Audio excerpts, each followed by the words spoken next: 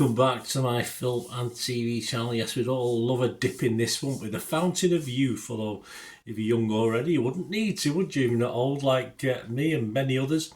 This is a 12A certificate, 125 minutes, a heist action adventure film. This is classed as.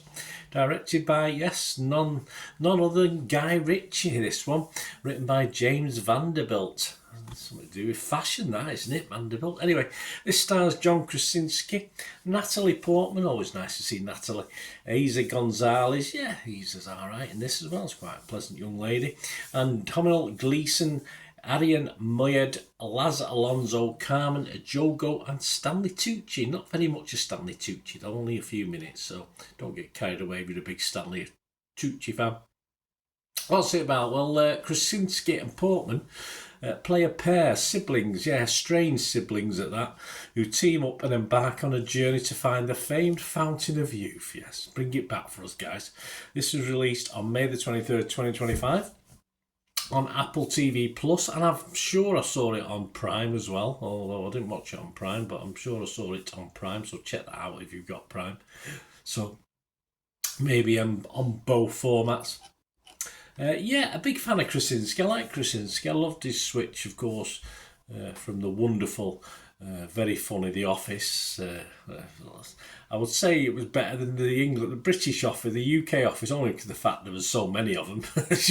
I mean, you watch 18 of our episodes and that's it. You can go on for well over 100 when you get to America with all the ones. And yeah, I think after 100 episodes, you sort of feel part of the family, don't you? So it's as simple as that. But anyway, Krasinski has made his move to actiony roles, hasn't he? It's not his first one he's starred in. This is another one. And to me, he never really looks the part. He never really looks like an action hero or even that comfortable being one. There's some choreography with this, with fights, etc. But he never quite works for me, although I do like him. I do like his efforts, I must admit. As a down-market Indiana Jones, he's got the balls, but does lack the certain X factor, if you like, that will come with that sort of character. And things are helped by, of course, his sibling, played by Natalie Portman in this, who's a reluctant Lara Croft perhaps in this, but she certainly looks the part, throwing films like National Treasure and The Da Vinci Code, and you sort of get a view of what this film's about and what the sort of genre this film sits in, because it does pay homages to lots of those films, and you do feel the vibe. The trouble is, it will be compared to these films as well, rightly or wrongly, and as a result comes out pretty poorly, sadly, against them, all of them. I wouldn't rate any of those I've mentioned any. I would recommend they all are better than this, but say it is what it is. Over 2 hours is okay. If we get a story to fill it, this misses that requirement a lot of the time, sadly. Katie Herbland from Indy scored this 67 out of 100. She was one of the highest scores. She said occasionally muddled, it is, mostly convoluted, definitely, and yet still broadly entertaining.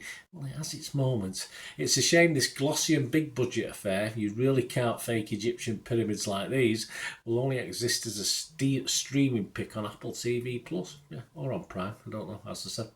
Yeah, some of the set piece scenes, mainly the final one set in the pyramid and on the Nautilus earlier, not Nautilus, Lusitania, isn't it? Is it Lusitania? Yeah, I think it's the Lusitania. And of decent visual standard, well put together. I was quite impressed.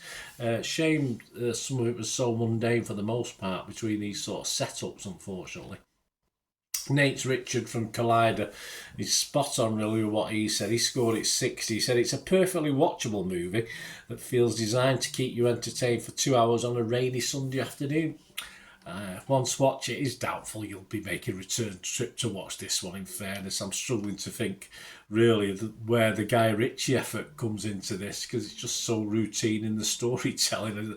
I didn't see anything or hook onto anything that there was Guy Ritchie in this at all. Ryan Gilby from The Guardian scored it just 40. He said, amid interminable chases and fisticuffs and tourist board jaunts to Bangkok, Vienna and Cairo, there is the odd bright spot. Yeah, I mean, the fisticuffs and chases are just ordinary.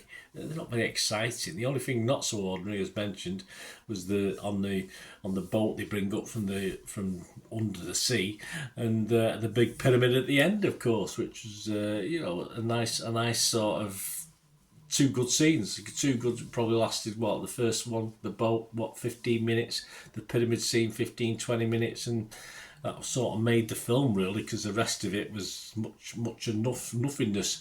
The chemistry is shocking, I thought, between the stars. Even Portman and Krasinski was a bit of a struggle, and Rich's formula for gritty action and dark humour is sadly missing from this effort, although I say even lighter humour isn't fantastic, as its moments, but few and far between. As a streaming film, if you don't have to pay extra for it, it just about distracts me from my phone, or I'm not on my phone as much, and of course I can check it without missing too much on screen. As a theatre presentation, yes, as I say, apart from those two scenes on the boat and the pyramid, it doesn't really warrant a watch at the cinema either. So as a streaming title, it's okay. Others, what are other thinking? Well, not great. Rotten Tomatoes, 23 fresh and 40 rotten, so not fantastic. That's 63 critics. Metacritic equally not as impressed, 22 critics. Only 3 were positive on this film, 14 were mixed and 5 were negative. The Rotten Tomatoes audience were okay, 49% positivity, and it was pushed to 3 out of 5, so not a total disaster. An Internet Movie Database just a little bit short of that 6 out of 10 I like to see. For a film to recommend it. This is getting a 5.9 with just under 4,000 scores and reviews as I'm recording this. So yeah, I'd expect that though to drop, unfortunately. I think that 5.9 could come down to 5, 6, 7, something like that over time. I don't particularly see it going up based on what I've seen. Personally, for me, on Rotten Tomatoes, I did go rotten, probably 60-40 in the rotten camp.